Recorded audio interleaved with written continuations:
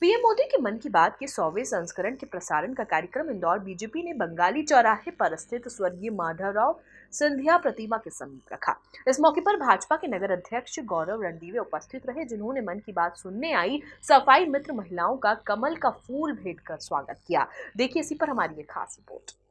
बंगाली चौराहा स्थित स्वर्गीय माधवराव सिंधिया प्रतिमा के पास पीएम मोदी के मन की बात के 100वें संस्करण को सुनने के लिए विशेष व्यवस्था की गई थी।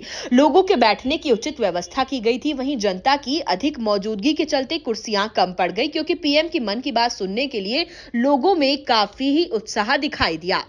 एक्सटेंशन कार्यक्रम को सुनने के बाद भाजपा के नगर अध्यक्ष गौरव रणदीवे ने बताया कि सभी करीब 1200 बूथों पर पीएम मोदी के मन की बात को सुनने की व्यवस्था की गई थी, जो कि बीजेपी आला कमान को अपने फोटो भी शेयर कर रहे हैं।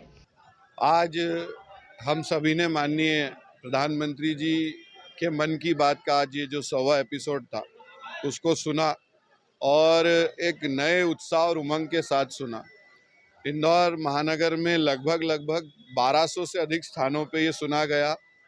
आज मैं जहाँ पे मन की बात जिस पोलिंग बूथ पे सुना, वहाँ पे बंगाली समाज की हमारी मातृशक्ति, हमारे सभी स्पोर्ट्समैन, चाहे योग में उन्होंने काम किया हो, चाहे हमारे युवा साथी जिन्होंने देश का नेतृत्व किया अभी स्पोर्ट्स में, हमारी वो सभी सफाई कर्मी, हमारी स्वच्छता की हमारी जो सिपाही हैं, हमारी वो मातृशक्ति, हमारे सभी सीनियर लोग, ऐसा आज यहाँ एक जिसको कह सकते हैं जैसे प्रधानमंत्री जी ने पूरे देश को एक कैनवास पे ऊपर से लेके नीचे तक अलग अलग भाषा, अलग अलग शैली और अलग अलग राज्यों के लोग इस मन की बात को सुनते हैं, वैसे ही आज यहाँ पे भी पूरे सभी दूर इसी तरह मन की बात सुनी गई।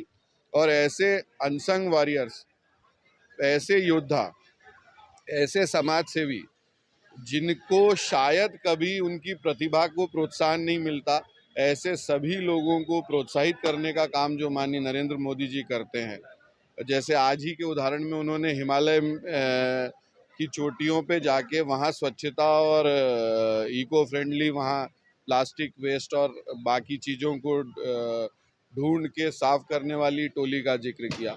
तो ऐसे सभी लोगों का जो जिक्र माननीय नरेंद्र मोदी जी करते हैं, उसी से ये देश एक जाजम पे, एक कैनवास पे और बहुत उनकी प्रेरणा से आगे और समाज कार्य करने के लिए और देश को आगे बढ़ाने के लिए प्रेरित होता है। और निश्चित तौर पे ही आज जो 100वां एपिसोड था मन की बात का, वो एक अभिनव एपिसोड था और हम सबको इससे कुछ ना कुछ प्रेरणा मिली। कार्यक्रम के दौरान 103 वर्ष की रीना बाई भी मन की बात सुनने आई। उनका भाजपा ने सम्मान किया और पीएम मोदी के बताए मार्ग पर चलने का संकल्प लिया। Bureau report, MP news, Indore.